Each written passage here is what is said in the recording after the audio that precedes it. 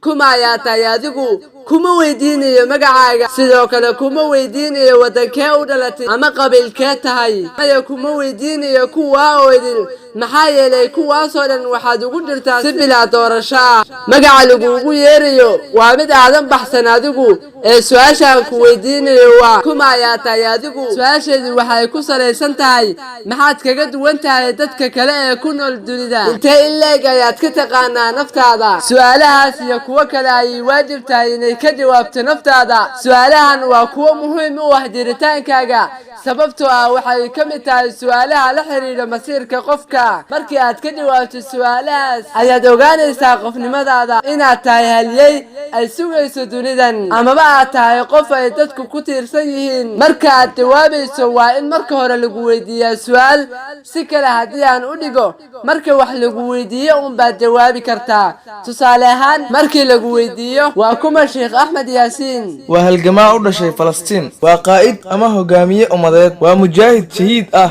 oo jeclaa xurnimada waddankiisa waana haliyey ay muslimiintu jeclaayeen sahyuuniyadana ku noqday laf dhuun gashay su-aashaas waxaad uga jawaabtay sidii aan rabay haddaba kuma ayaa tahay adigu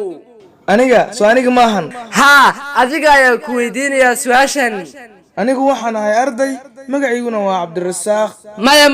ma rabo jawaabaha noocaan ah inaad adigu tahay hebel inaad tahay arday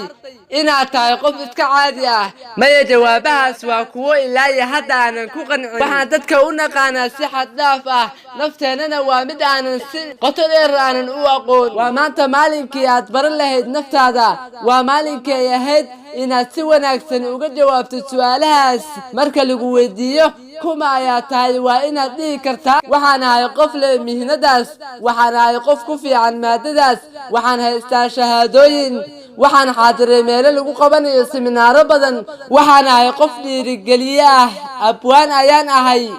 dhammaan jawaabaha lagu qanci karo ee qof uu ku jawaabi karo haa waa inaad bixisaa jawaabahaas aad ku qancin karto kan ku weydiiyey su-aalahaas waxaan ku weydiinayaa su-aal oo maxay tahay su-aashaada maxay tahay muhiimadda ay leedahay inaad nafteyda barto haa waa su-aal isweydiin mudan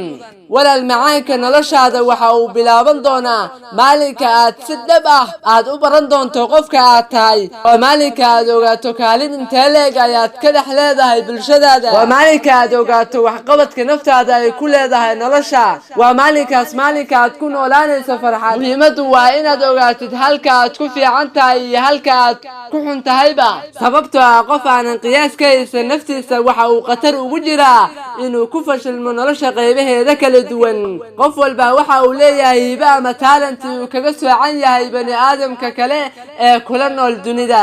qofna hibadiisa ma ogaan karo haddii uusan baran naftiisa